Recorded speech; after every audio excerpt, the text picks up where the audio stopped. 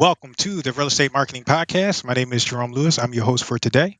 The Real Estate Marketing Podcast is a podcast where we talk marketing, tech, business, and leadership. We talk these things for real estate agents, real estate investors, and real estate entrepreneurs. The Real Estate Marketing Podcast is a podcast that has two purposes. Purpose number one, to educate and inform our audience and listeners. Purpose number two, George, to spotlight you, your business, your service, or your product in a way that provides value to you, including market exposure and content creation. With that, we have a very special guest. George has been investing in real estate for over 15 years now, starting in single family and multifamily property, small multifamily properties, wholesaled over 200 plus properties, fix and flip over 100 properties.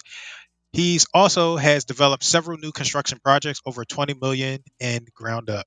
George is an active and passive full-time multifamily real estate investor, acquired 6,800 doors with $450 million under management. He is the CEO of Elevate Commercial Investment Group.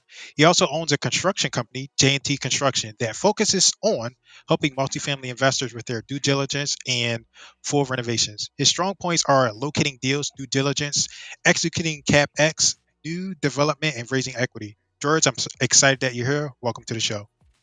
Thank you. I'm excited as well. All right. So, George, that is an impressive bio. You got a lot going on in that bio. I would like to start off with tell us about your story and how you got into real estate, commercial real estate. I think you have like the story of everybody. We kind of start and the single family is like, you know what, I want to go bigger. So let's hear your story and how you got to where you got to. Absolutely, man. So, yeah, I've done pretty much everything you can think of on the single family space, but probably started about 17 years ago is when I quit my engineering W-2 and decided to go full time into real estate investing. Back then, it was mainly wholesaling and fix and flips.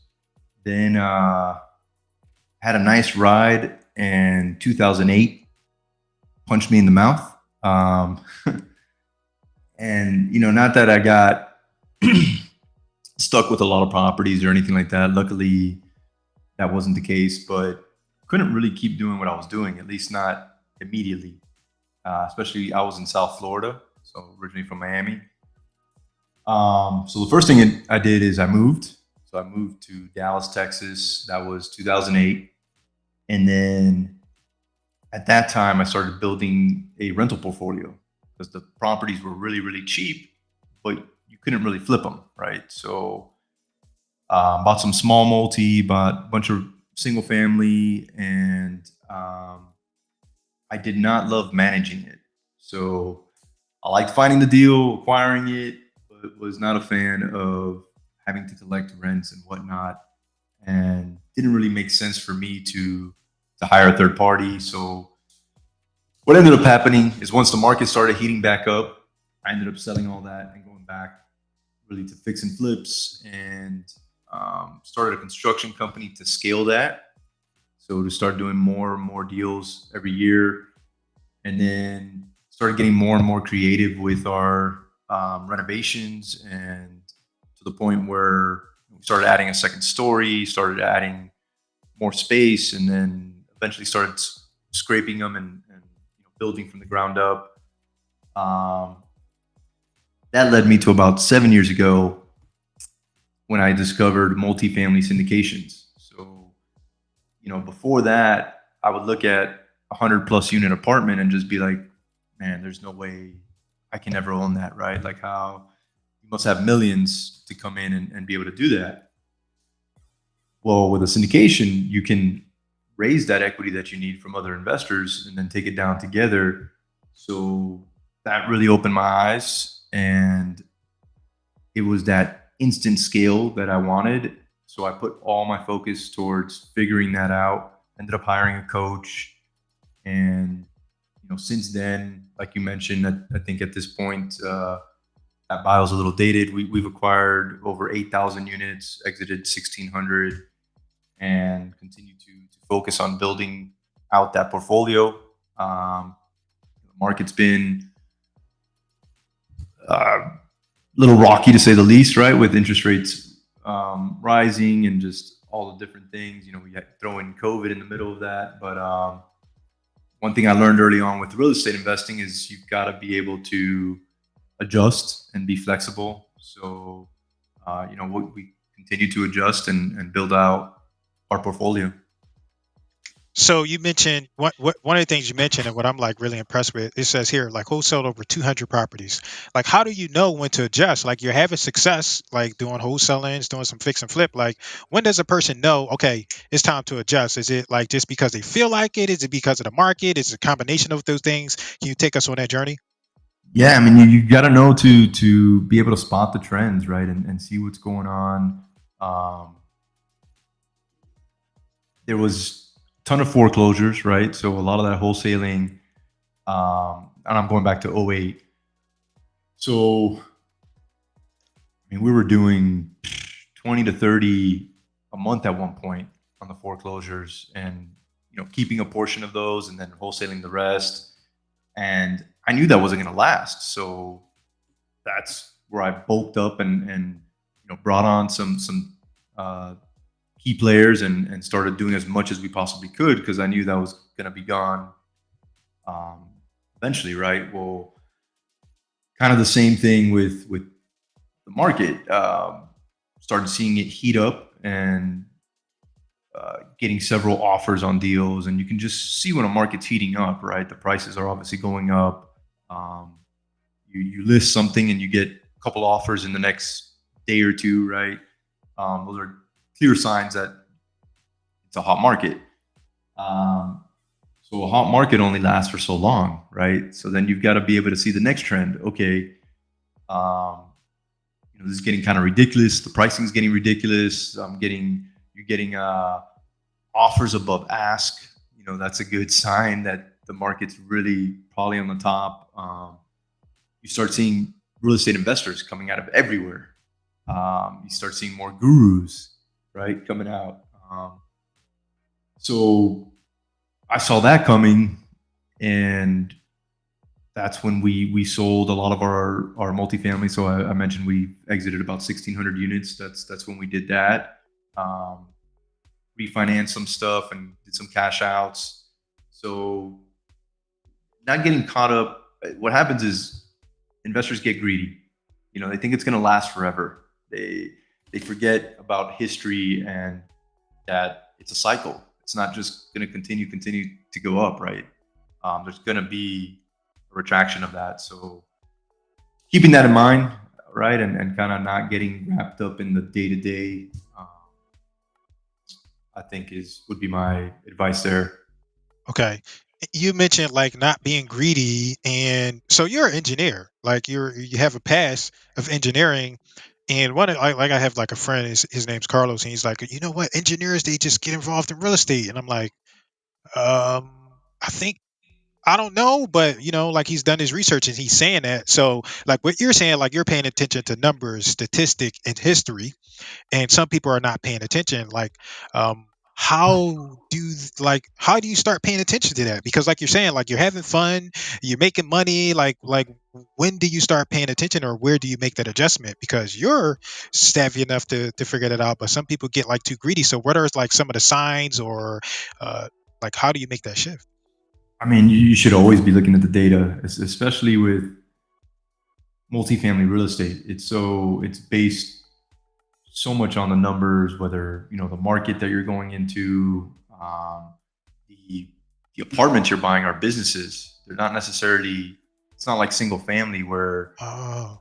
your value is based on what's selling. It's actually based on the NOI, so the net operating income, and it's sold more like a business than it is a piece of real estate. Um, so I mean, we're just constantly looking at data, always looking at the market trends and keeping our the knowledge of what's going on. So I don't in the single family, I think it's a little easier to kind of look at some of the signs. And yes, there's data you can follow in the single family for sure as well. Um, I just think it's more numbers driven on the multifamily side. Got it. Makes sense. Like reading your bio, it says acquire 68. I think that's the most I've seen. And you said that's a dated bio. So like how do you get involved in acquiring that many doors. That's a lot. 6,800 is what the bio says, but you said this is a little dated, so it's more than that currently, right? Yeah, I think it's a little bit over 8,000, but it's partnerships is big, and then being able to create systems and the team around you. It takes a team to get these large deals done. Our average deal is now probably around $70 million. 300 or so units. Um, so we're having to raise like 20 million in equity. There's no way I can do all that by myself. There's just so many moving parts, and then on top of that, managing our existing units, right? Our existing portfolio. So I think and I learned this early on as I was scaling the business, the real estate and the construction business.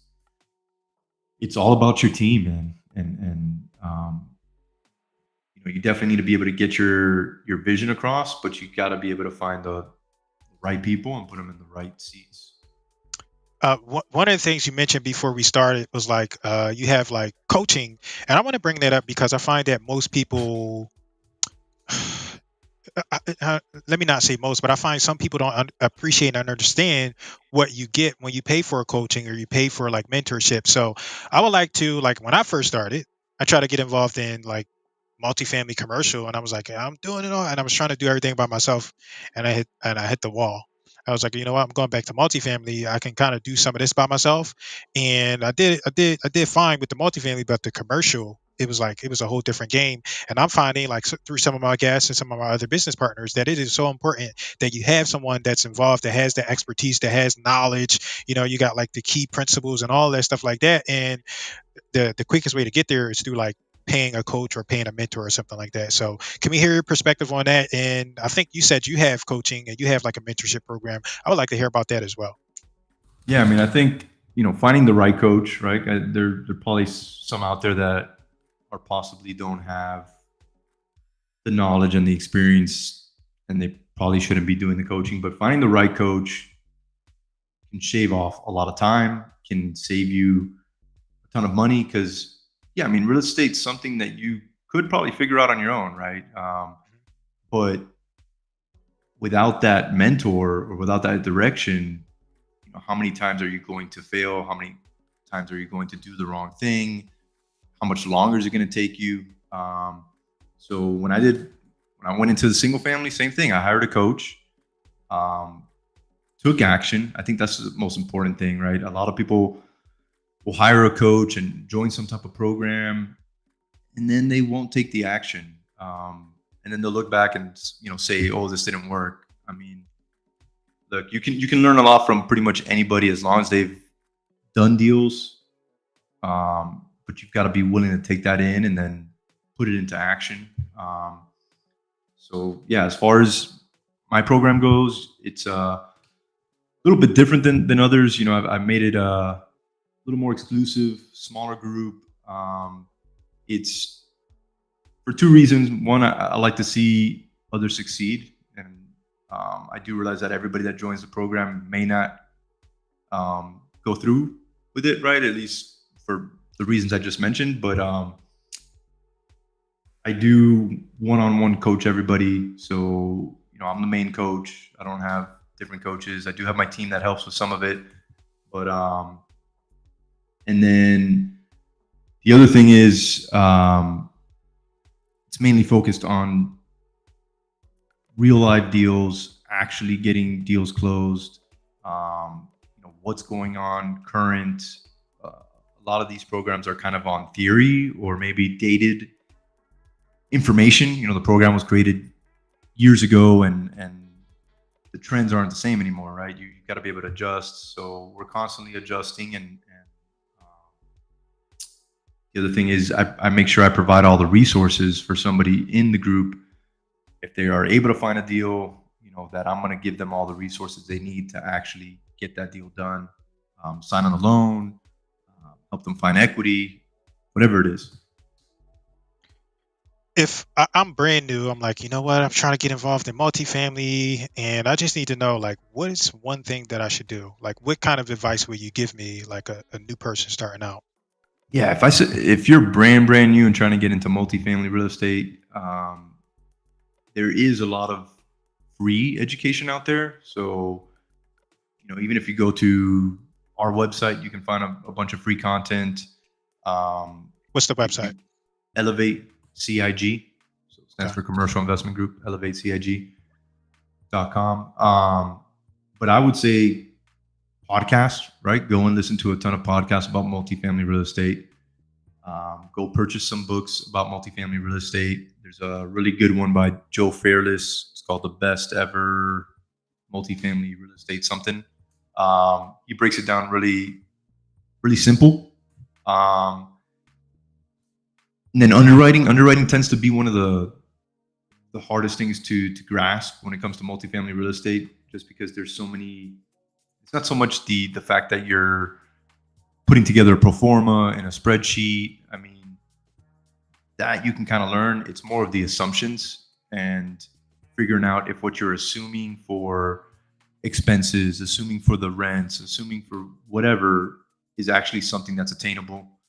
Um, so I would say, on that end, there are some programs out there that, or even free videos on it. I would start getting a feel for it at least. And Okay. then once you've got that general knowledge, I would suggest looking for a coach. So underwriting, can you help us understand what that is, like in simple terms? Yeah. So underwriting is pretty much just looking at the current financials.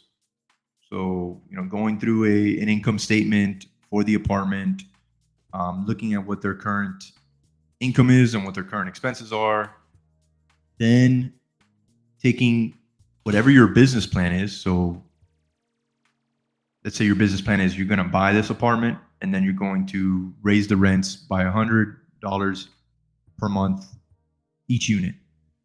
So then you take what the property is when you're buying it right now take the seller's financials, and then you project what it's going to look like when you increase those rents or any other modifications you make.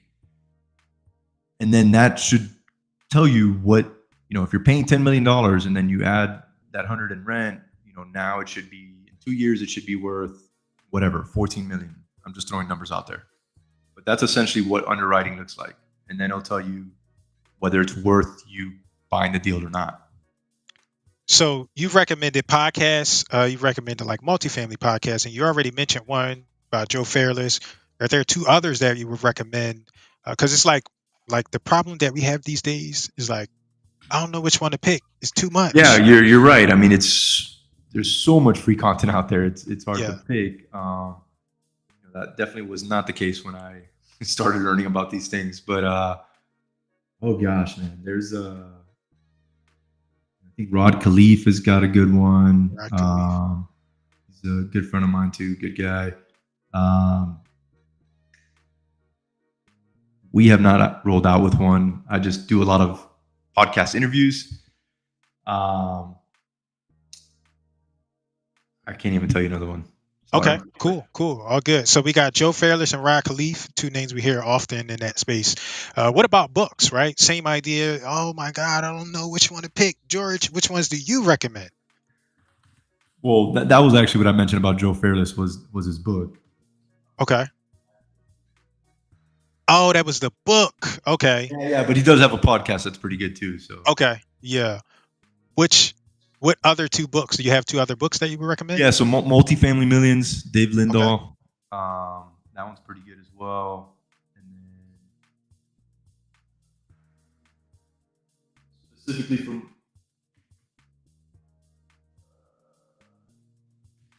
I'm coming out with one shortly. Okay. When's I'll that recommend coming that out? one even though it's not out yet. What is it going to be about? What's the name of it? You got a name or anything?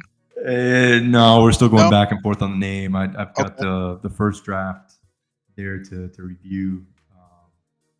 So just go to my website and make sure you sign up for the newsletter. You'll you'll get an Okay. alert on it. Tell us the website again so we can get that alert. ElevateCIG.com. See.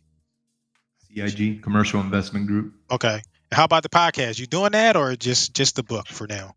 No, we're gonna roll out with a podcast too. We got a name and everything, but just trying to separate some time for it. We've been pretty busy getting some deals closed. Okay, no problem. All right, so like reading your bio, it said you started a construction company. You probably started it to solve a particular problem. Is that true, or like you just do it out the kindness of your heart? No, Tell us about that. definitely to solve a problem, and that was just we couldn't find a good contractor. We got burned a couple times, and at the scale where I wanted to scale, I couldn't let that be an issue anymore. So we started in-house property management last year for the same reason as well. So now Okay. we're essentially vertically integrated at this point. Okay, and back to your bio, your strong points are locating deals. Everybody wants to know how to find and where to find deals. Can you talk about that a little bit? I can. Going back to comparing multifamily and single family, it's much different, right? In single family, if you're looking for something that's listed, it's all going to be listed in one place, right? The MLS. If you're going straight to the owners, which is mainly what we used to do, at least that's how you usually find the best deals. Ton of different ways to do that, right? You pull a list and you send text or mail, or you can't do that, at least not with the large 100+ unit multifamily. The owners are a bit more sophisticated. We have done some text stuff, and we have done some mail outs. Just the success rate is a bit lower, and I think depends where. If you're you're targeting maybe a smaller market, maybe 100, maybe right under 100 units, you'll have more success with that. But usually, what you've got to do is you got to build relationships. It's a very relationship-driven business, and that's with the main brokers, the main realtors that know most of the owners, and you've got to get in with them so that you're the first investor they call when they get a deal. That's how we get most of our stuff. We buy a lot of deals directly to developers, and we partner with developers, so that's another way we find deals. So mainly relationships. Okay, yeah, I was going to say that. I was going to say, is it safe to say that the way you find deals in multifamily is through relationships? Yep. Even Okay. vendors, getting some relationships with some property management, attorneys, etc. And like, what are some ways to like stand out and make sure that when that deal comes up, they're calling you versus, Jerome or Susan or Barry? Like, what's some ways it can be like, you know what? Call me first so I can look at it, and then if I don't like it, send it to Jerome. Yeah, you really got to build that track record. It's surety of close is everything Okay. in real estate, and you don't have it right starting out. You've got no track record. Mhm. I suggest you partner with somebody that does. Right, you find somebody that does have that track record and that you can leverage it and get that out of the way. If you're trying to build a relationship with a certain broker, then you've got to let them know, hey, this is the track record I have, or this is the deal sponsor that I'm working with, and this is their track record, and build that credibility right off the bat. High level, like you said, in your bio it says one of your strengths is due diligence. Like, what's your due diligence process like, and why, what gives you that strength in that area? Yeah, with having the construction team in house, we get really, really detailed when it comes to what it's going to cost to fix up the apartment, what it's going to cost to do the renovations we need to do. We go in and we inspect every single unit. We inspect all the major components, so the roof, the foundation, the drainage, the electrical, plumbing, HVAC, all those things. We usually spend, depending how big the apartment is, we spend at least 3 to 7 days doing that. Then we take all that data and we make sure that we have enough in our budget to cover everything that it needs. And then on so that's the construction side of it, right? And the renovation side of it. Then on top of that, we do a thorough inspection of all the leases, all the contracts, and pretty much making sure that the financials the seller showed us are accurate. The rents they're getting is accurate, and um, where else can we add value? Essentially, are there other contracts that we can sign up or renegotiate?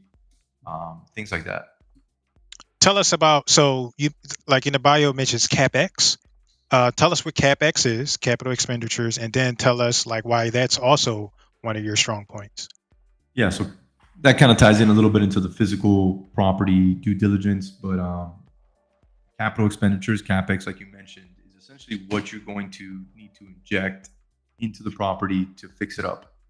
So the first things we look at is the the major components, and we want to make sure that any existing residents are happy and that they're living in a safe and healthy place. So we make sure there's no roof leaks, or if there are, that we take care of them as soon as we close. Um, Same thing with security, right? If the fencing is if the gates aren't working and it's a bunch of holes, we'll go in and we'll fix all that. If it's not well lit at night, we'll go and we'll replace the lighting or add more lighting. Um, and as we kind of once we've what we call harden the property, um, then we'll start the renovations. Right, we'll start with the curb appeal, really change that dramatically. Start attracting more um, possible residents, and then kind of work our way into the interiors and start renovating the interiors, so that all the money that it takes to do that is called your capex, and that's usually either the lender's holding that money if you have a bridge loan, or if you're going straight to an agency type, meaning Freddie or Fannie, um, you would have raised that money and you've got it there in account, ready to use for the capex. Okay, I'm back to it. I'm new. I'm trying to get involved. I'm like, man, I want to get involved. How can I, right? Somebody that's new, how can they bring you like value to your business, right? So let me repose the question. How can someone bring immediate value to you or your business without just coming in and saying, let me pick your brain and get a bunch of stuff for free? Yeah, we do partner a lot with others, and actually forgot to mention that one of the reasons I started the coaching program was because I had too many people reaching out, um, asking for what you just said, right? How can I help, or bringing us deals, and it was kind of all just scattered, and the way they were presenting everything, it took too much resources from us to kind of maneuver through that. So my suggestion would be to look into the coaching program, and if you can join the program, that's the easiest way to work with us.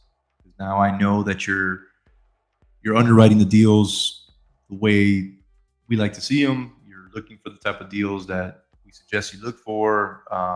It makes it a lot easier to work for. Um, and did also forget to mention that for the coaching program, the website is different. So it's not elevatecig.com. That's our investment website. For the coaching program, it's just my name. So georgeabreu.com. Okay. Next question is very similar. It's basically the same question, but this time it's like, how can someone bring long-term value to you or your business without getting everything for free? Yeah, it's two things really. If somebody can bring a good deal to us Mhm. that's not readily available, so if it's off market or it's just a good solid deal. Honestly, I don't even care how it was found as long as the numbers make sense. Mhm. Um, or if they can bring equity, if they're able to bring a good chunk of their own funds, or if they're able to raise. And when I say good chunk, I guess a million plus. Um, those two things are where we need most help, or the most helpful thing is deals and equity. Okay. All right, George, thank you for your time. I'd like to ask you one last question. If there was um if there was one question, What is one question you wish I had asked you, and how would you have answered? One question you did not ask me? Yeah, what's one question I did not Yeah. ask you, and how would you that you wish I would have asked you, and how would you have answered? Oh, shoot, that's a good question. Just because we kind of kept going back to single family and multifamily, I would have maybe asked, do you think you need to go to single family first and do that as a stepping stone kind of to go into large multifamily? Um, and the answer I would have had is no, I don't think so. I don't think it's necessary. I think the 10 or 11 years I spent more in the single family space, I would have easily replaced that to be in the large multifamily space. So yeah, it's not a necessity. Okay. And one more time, you mentioned two websites. So tell us about your two websites. Tell us about the website where we can learn to invest with you, as well as tell us about your website where we can invest in like your coaching and learn how to present you the proper deals. Yeah, so the elevatecig.com website, you can find a ton of information about my investment firm, my team, the type of deals we've done, we've got any current investment offerings, it'll be on there as well. And then at georgeabreu.com is where you'll find more about the coaching program and what that exactly looks like, cost, and just what it comes with. Okay, George. Thank you. I appreciate your time. I'm going to wrap us up. I need you to sit here for about 2 more minutes, and we can close it out. All right. Thank you, sir.